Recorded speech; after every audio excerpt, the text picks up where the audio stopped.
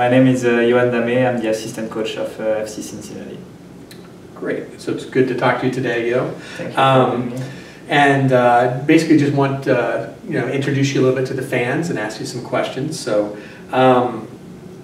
let's start with maybe just some background on you. Obviously you probably started as a player, not as a coach. So maybe talk about your playing career as it so. Yes, I did start as a player when I was young. So the World Cup '98 was the first element of my decision to play that game. Mm-hmm. The French national team won the World Cup, so I started to play when I was 8. I played at different level. Played 5th division when I was 17, but I very early embraced the way of the coaching side. So what age was that? I started to coach when I was 16, so 16? I started very early because I knew that I wasn't going to make it to the pro level. Mm-hmm. Was something that I always wanted to do, to be part of football, but also to give something to the young players, to teach what I love, so to teach the game that I love, but also to teach values of life and to give them like all the education part that is linked to sports and all the values that comes with each sport. So that was part of what I wanted to do. So I started to coach when I was 16, and relatively quickly I took the way of the university. So I had a bachelor in sports training, okay, with a specificity in football. And then I had the opportunity to move forward every 2 years. So I started at the bottom with a 6th division club. I was coaching the U13 for a few years. Mm-hmm. Then I moved to a 4th division club where I was coaching the U17, the U15. Then I had the opportunity to work for Dijon, that is playing now in 1st division in France, but that was at this time playing in 2nd division. So I worked with them on the academy, so with the U15 and the youngest U11, and some crazy story with the people that you meet in life sometimes brings you far away from home. So I had the opportunity to go to Canada for vacation when I was young, and I created a good network with some people from the football environment, and I had the opportunity to apply for a job in 2013 to create the pre-academy of Montreal Impact and to be involved with the academy with the U16 and U18. So I applied for the job. Fortunately, I got the job, and there I arrived in Canada at this time. I spent 3 years with the Montreal Impact Academy. And last year I had this big opportunity and huge challenge to come join Alan for an exciting project. So I'm glad to be here and to be able to help the club, help Alan and the rest of the staff to build something special in Cincinnati. Great. So obviously Jack Stern was at Montreal as well. Did you know him when you were there? Yes, we arrived. We have kind of the same. We took kind of the same path. So he was in England before I arrived in Montreal, yep. And we arrived quite in the same time. So we arrived in 2014. So he arrived, I think, in January or February. I arrived February. So we had the same opportunity at the same time, and he was trying to learn French. I was trying to learn English. So. Good combo. So that was a good time for both of us, and we were working closely in Montreal Impact Academy. So for sure we know each other very well. So as a coach, what would you say is your most memorable soccer moment? I would say I have 2 moments, because I cannot just speak about the professional environment. For sure, if I have to speak about the professional environment, last year the run in the cup was pretty special. Everybody is gonna speak about probably Chicago Fire, but I think the first one was Columbus Crew. for me, it was amazing to see all those people in the stadium behind us and to see and hear that noise after GB's goal. So it was something very special. I think it was the first time that we really felt as we accomplished something big for the club. The club is young, and we are very happy to try to create history of the club. And I think it was a big page in the history of the club to be able to beat the Crew in front of our crowd. And for sure, New York Red Bulls, even if we lost that game, was pretty special, because I think it gives you and it shows you all the beauty in our game. Like, you can go through all sorts of emotion in 90 minutes and in 120 minutes as well. And that game was amazing for that, because I think after 1-0 we were like, we can make it. After 2-0 we were like, we're probably gonna do it. Yeah. And then the dynamic of the game changed, and unfortunately we lost that game. But it's something pretty special that gives you experience, and that makes you feel proud about the run that we had in the cup.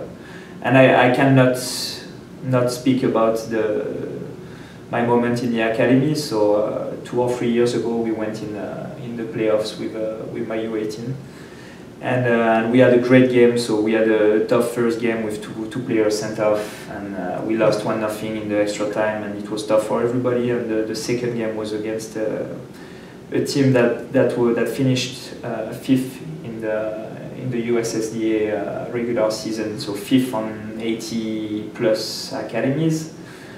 And we played against them, and I think we probably played the best football I've seen with a young team at this time. So it was a very good memory of a game that we won 5-1, I think, and the way we played was something that I will remember. Yeah, everything just clicked, right? Everything clicked. We scored 5 goals. We saw in one game what we worked on for the full season. So it was just a great moment from the bench, and a good feeling again about the work that the players put together. All right, so obviously a lot of new faces this season, a lot of new players. Not asking about, like, is this guy just like a great soccer player or a great football player, right? But is beyond just football, right? Is there somebody who has stood out to you, just kind of made an impression on you? In terms of what? Anything. He can eat a lot.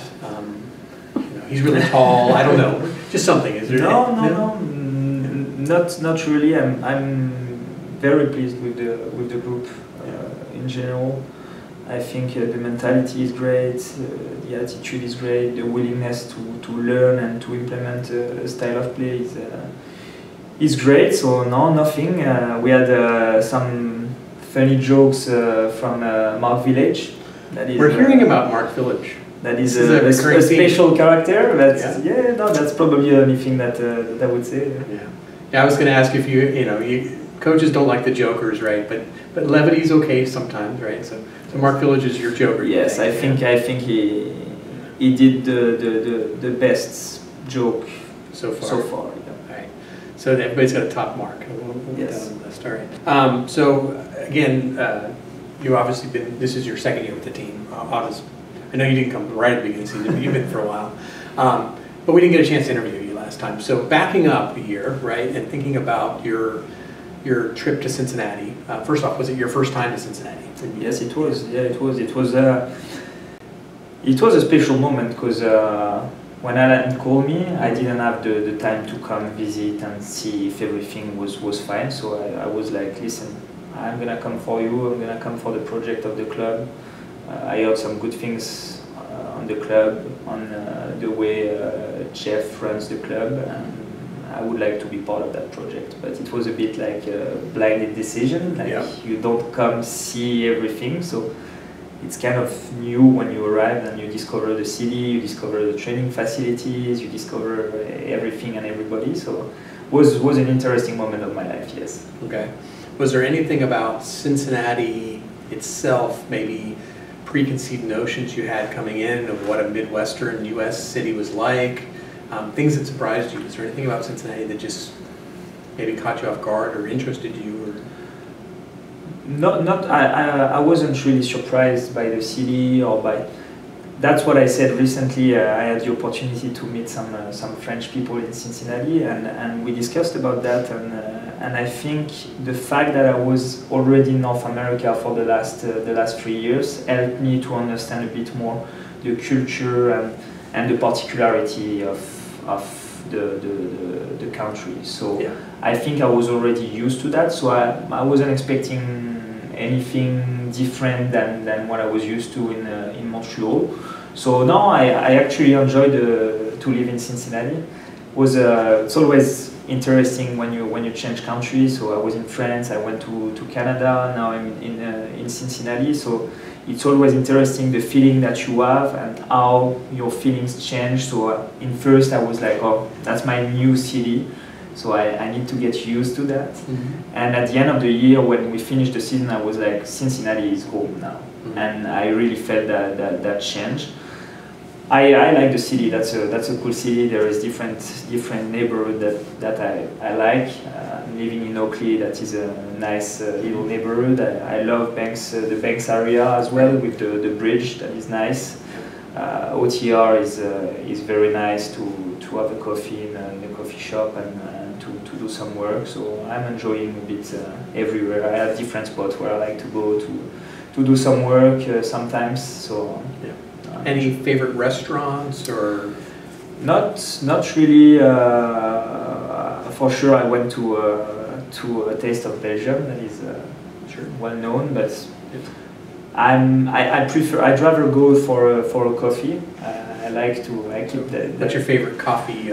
I actually like to go to Mount Adams. There is a coffee that is called bow tie coffee. Okay. So that is in Mount Adams, and that is pretty cool to be able to do some work and in a quiet environment and to grab a coffee. So I like to go to that place to work when I want to change environment for a bit. Yes. Is there anything you miss from Canada or France that you just don't find in Cincinnati or haven't found yet? What I definitely don't miss is the winter in Montreal. Okay. So don't miss the winter. Okay. Even if it's a bit cold in Cincinnati during winter, I don't miss the snow and the cold in the winter. But no, honestly, and my answer probably sounds like it's a basic answer, but I'm here for the project of the club. So I'm here to work every day. My wife stayed in Canada, so I try to give my best and to work as hard as I can. So that's an exciting project. I don't feel like I'm actually working. I feel more like I'm passionate about what I'm doing. So that's exciting to put everything together every day, and I don't really have time to say, oh, I miss this or I miss that, and to think about the past and focus on the now and focus on the future. So I try to build everything and to make sure that I will be happy at the end of the season. Okay, and then we always have to ask about Skyline Chili. Have you? I cannot answer this question. People are gonna hate me, I think. I haven't been in Skyline Chili for. You haven't? No. Okay, well that's better than I went and I really hated it. No. But that's a fair answer. I mean, you have to. Yeah. Respect it. I live close by the one on Madison Street. Yeah. And I haven't been yet, so just can't make that. If you can cut this at when you clip the video, please. That's not a very good answer. I know it's the number one place where I should have go, but it's something unique about Cincinnati, and I think the people of Cincinnati are proud of things that make them unique. But it's not exactly like sports training food, so No, for sure. But for the staff, I think it's allowed. So yeah, you have to try at some point. No, I have to go. I have to go this year for sure. I have to try. Okay. No, I take the engagement. I will try Skyline Chili before the first game of the season. Ooh. Yes, I will. Okay, then we'll call you back on that one. Yes. All right. Thanks, Yo. Appreciate it. Thank you for your time. Thanks. Thank you.